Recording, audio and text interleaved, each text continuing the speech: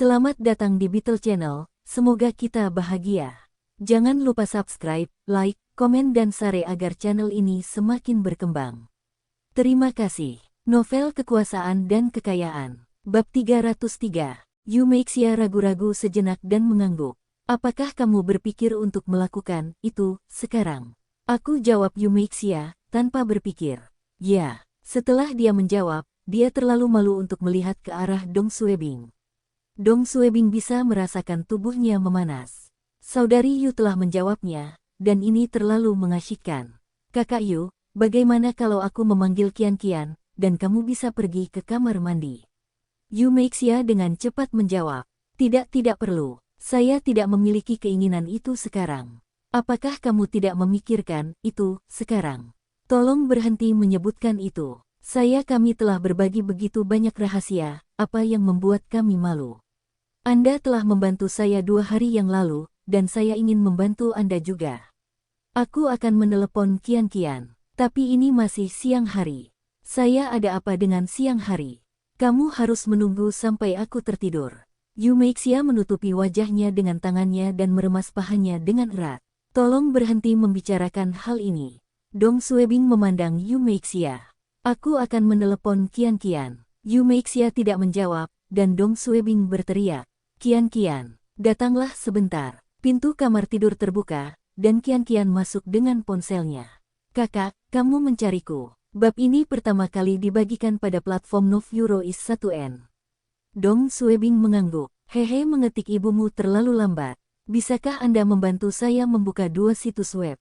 Saya ingin membaca beritanya. Oke. Yu Qian berjalan mendekat, bungkam. Yumeixia memandang putrinya dan membiarkannya mengambil kursinya. Dong Suebing berkata pada Yumeixia, Saudari Yu, Qian bisa membantuku. Anda bisa keluar untuk menonton TV. Saya pergi saja. Setelah Yumeixia meninggalkan kamar tidur, Dong Suebing mendengarkan dengan seksama.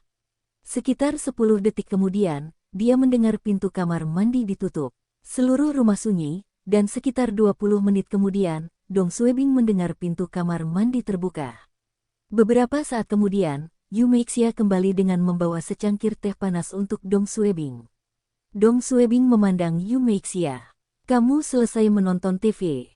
Yumeixia tersipu. Ya. Dong Suebing melirik tubuh Yumeixia, dan wajahnya memerah. Saat saudari Yu memberi makan Dong Suebing teh, Dong Suebing bisa mencium aroma sabun tangan. Dia baru saja mencuci tangannya, dan Dong Suebing membayangkan seperti apa dia saat menggunakan tangannya. Yumeixia memperhatikan Dong Suebing sedang mengendus tangannya dan segera mengambil tangan kanannya. Dong Suebing segera mengetahui bahwa dia telah menggunakan tangan kanannya. Yumeixia dengan malu-malu menyuapi Dong Suebing dengan teh dan kembali ke ruang tamu.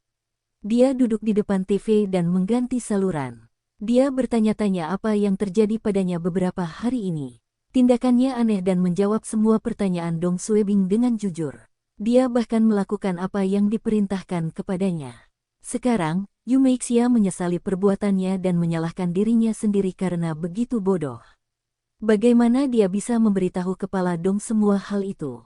Apa yang dia pikirkan? Tapi sudah terlambat bagi Yumeixia untuk menyesalinya. Dong Suebing tahu segalanya tentang Yumeixia sekarang, dan dialah yang memberitahunya. Yumeixia menutupi wajahnya dan menghela nafas. Siang, AC menyala, dan apartemen menjadi dingin. Dong Suebing, Yumeixia, dan Yu Qian baru saja selesai makan siang dan sedang menonton berita sore ketika telepon Dong Suebing berdering. Tanpa Dong Suebing berkata apa-apa, Yumeixia menjawabnya. Beberapa hari terakhir, Yumeixia seperti sekretaris Dong Suebing dan membantunya menjawab sebagian besar panggilan teleponnya.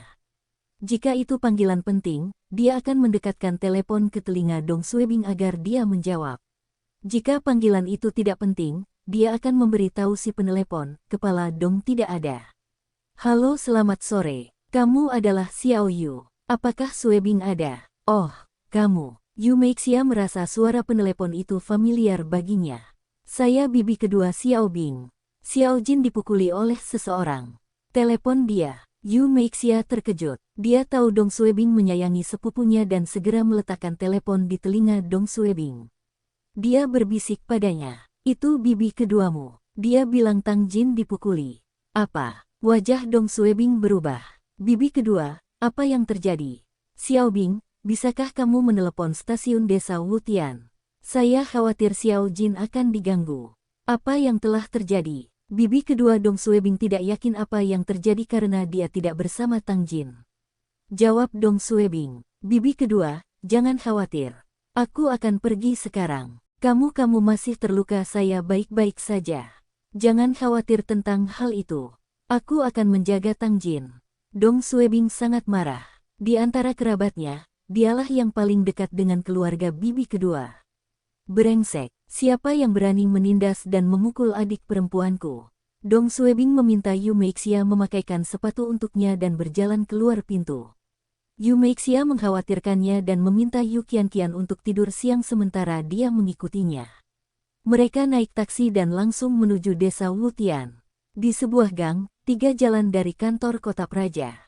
Dong Suebing turun dari taksi di depan toko yang menjual rokok dan melihat Tang Jin dan Liu Li. Ada 2 petugas polisi di samping mereka juga. Dong Suebing berteriak, Xiao Jin. Tang Jin berbalik, dan matanya memerah.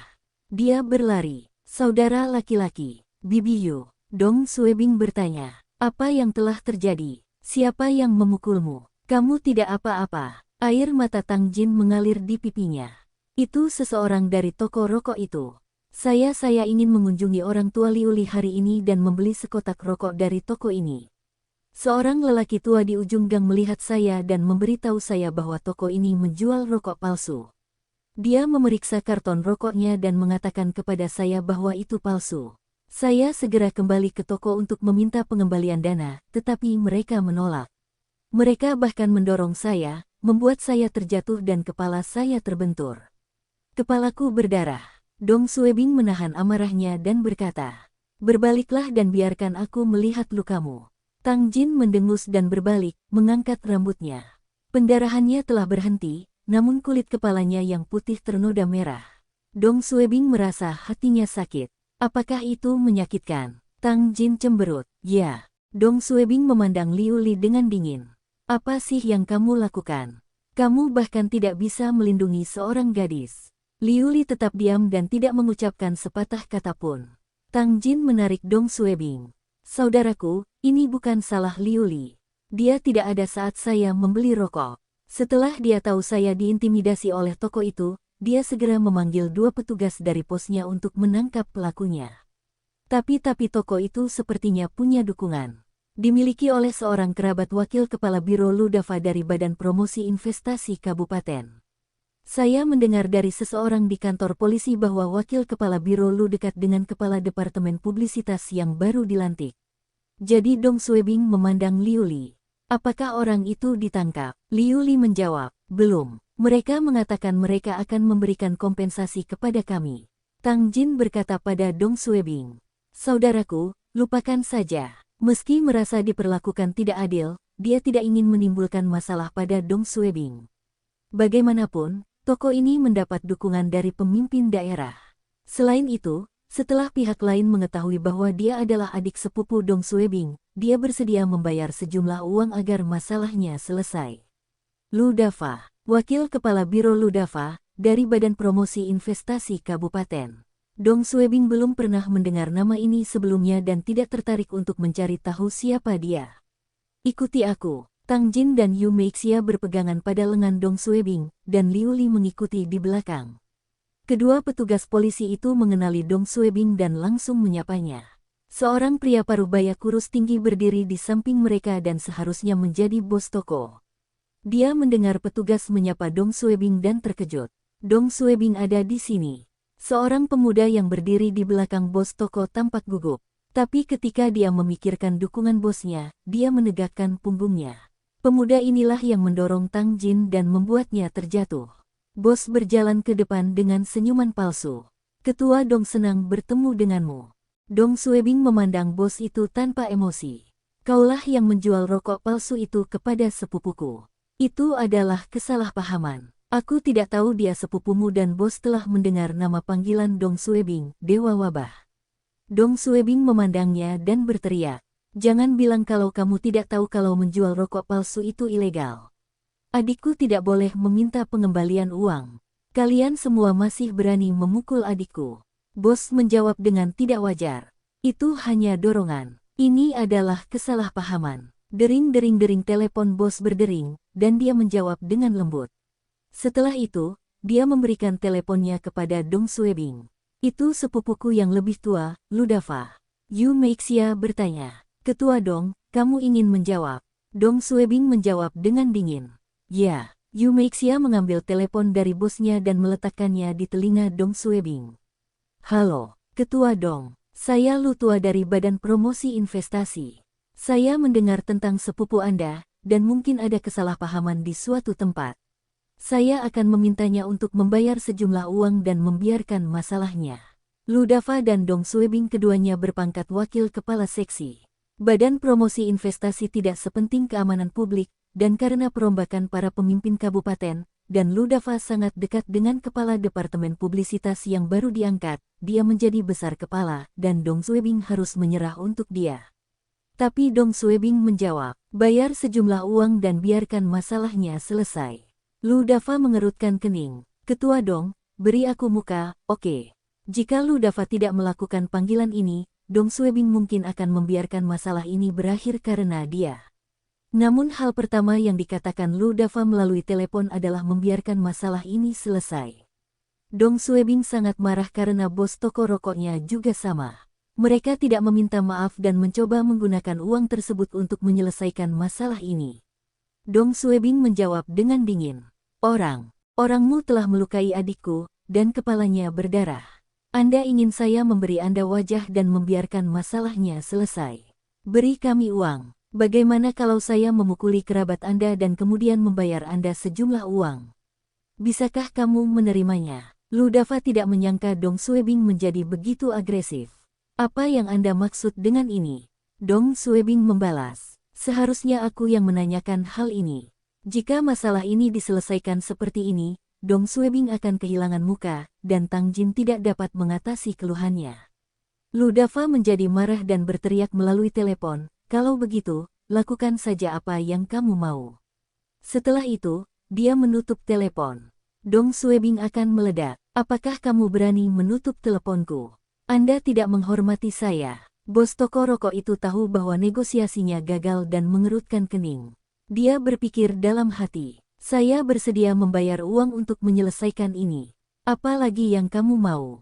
Gadis itu hanya mengalami benturan di kepalanya dan bahkan tidak memerlukan jahitan. Apa masalahnya? Bahkan jika dia adalah saudara perempuan kepala Dong, dia tidak perlu membela dia seperti ini. Apalagi gadis itu hanya sepupunya. Dong Suebing menyipitkan matanya. Siapa yang memukul adikku tadi? Bos tidak membalas Dong Suebing dan merasa dia tidak masuk akal. Dong Suebing berteriak lagi. Saya mengajukan pertanyaan kepada Anda. Wajah bos berubah. Ketua Dong, jika Anda menginginkan uang, kami bersedia membayar Anda. Jika Anda ingin rokok, kami dapat memberikannya kepada Anda. Masalah ini adalah Dong Suebing menyela bosnya. Apa? Kamu pikir kamu berada di pihak yang benar setelah menjual rokok palsu dan memukul orang lain? Tang Jin berteriak pada Dong Suebing. Saudara laki-laki, Yu Meixia juga mencoba membujuk Dong Suebing. Suebing, lukamu belum sembuh. Dong Suebing sangat marah karena adik sepupunya dipukuli. Aku bertanya lagi padamu, siapa yang memukul adikku? Bosnya kesal dan menolak membalas Dong Suebing. Persetan denganmu, kamu berani menunjukkan sikapmu padaku. Dong Suebing mengangkat kakinya dan menendang bosnya. Bos itu berteriak kesakitan saat dia jatuh ke dalam tokonya. Sikunya membentur rak pajangan kaca, dan pecah. Dia tidak menyangka Dong Suebing akan menendangnya begitu tiba-tiba. Pemuda itu berteriak pada Dong Suebing. Kenapa kamu memukul orang lain? Kamu tidak masuk akal. Tang Jin menunjuk padanya. Dialah yang mendorongku. Dong Suebing memandang pemuda itu. Beralasan denganmu. Saat kamu memukul adikku, apakah kamu bertukar pikiran dengannya? Dong Suebing melangkah maju dan menendang pemuda itu. Dong Suebing tidak dapat menggerakkan bagian atas tubuhnya karena cedera, dan hanya dapat menggunakan kakinya untuk menendang. Pemuda itu menghindari tendangan Dong Suebing dan bergegas ke depan. Yu Meixia tersentak. Hati-hati, Suebing. Dong Suebing tidak dapat menghindari pemuda itu, tetapi seseorang di sampingnya bergegas maju. Pacar Tang Jin, Liu Li. Liu Li berdiri di depan Dong Suebing dan meninju pemuda itu. Pemuda itu mencoba membalas, namun Liu Li telah bekerja di kantor polisi selama bertahun-tahun. Keterampilan bertarung tanpa senjatanya bagus, dan dengan satu sapuan kakinya, pemuda itu terjatuh ke lantai. Liu Li segera membungkuk dan meninju wajah pemuda itu. Dong Suebing mengangguk dan berkata, "Bawa mereka kembali." Kedua petugas dari desa Wutian ragu-ragu dan tidak bergerak. Dong Suebing memandang petugas itu dan bertanya, "Anda ingin saya menelepon kepala Qin?" Salah satu petugas menarik rekannya dan berjalan untuk menangkap pemuda itu. Mereka pernah mendengar tentang kepala Dong di masa lalu, tapi sekarang memang dia persis seperti rumor yang beredar. Pantas saja julukannya adalah Dewa Wabah. Sore, Desa Huitian. Di luar rumah keluarga Luan, Qin Yong menelepon Dong Suebing di ponselnya, dan hal pertama yang didengar Dong Suebing ketika dia menjawab adalah tawa. Dong Suebing bertanya, "Kepala Qin, bisakah kamu mengatakan sesuatu?" "Saudara Dong, kamu bahkan tidak bisa berhenti ketika kamu terluka. Saya mendengar tentang apa yang terjadi sebelumnya. Aku juga ingin istirahat di rumah, tapi masalah ini melibatkan kakakku, dan aku tidak bisa berpura-pura melihatnya. Jangan khawatir tentang ini. Saya telah menginstruksikan petugas di stasiun untuk memberi mereka pelajaran. Cukup memulihkan diri di rumah, dan jangan marah pada orang-orang ini. Semua orang di biro menunggu Anda kembali." "Haha. Terima kasih telah merindukanku. Saya harus kembali bekerja 10 hari lagi." "Baiklah, jaga dirimu dan jangan gegabah." Qin Yong bertanggung jawab atas stasiun desa Wutian, dan petugasnya telah memberitahunya tentang kejadian tersebut. Dia terkejut mengetahui Dong Suebing bahkan bisa bertarung dengan kedua tangan dibalut dan tidak bertingkah seperti pasien. Qin Yong tertawa dan menggelengkan kepalanya ketika memikirkan tentang Ludafa. "Mengapa Anda harus menyinggung Dong Suebing tanpa alasan? Tidak ada hal lain yang lebih baik untuk dilakukan." Yu Meixia menutup telepon dan bertanya, "Kamu tidak apa-apa?" Dong Suebing tertawa, "Saya baik-baik saja. Bantu aku masuk." Yu Meixia mengangguk dan membantu Dong Suebing menuju rumah. Paman Dong Suebing, bibi kedua, dan keluarganya ada di rumah, dan Tang Jin telah kembali bersama Dong Suebing. Orang tuanya sedang memeriksa luka di kepalanya, tapi Tang Jin tidak mempedulikannya. Dia berteriak dengan penuh semangat, "Kalian semua tidak melihat apa yang kakak lakukan." Bersambung, terima kasih telah menyaksikan dan mendukung channel ini.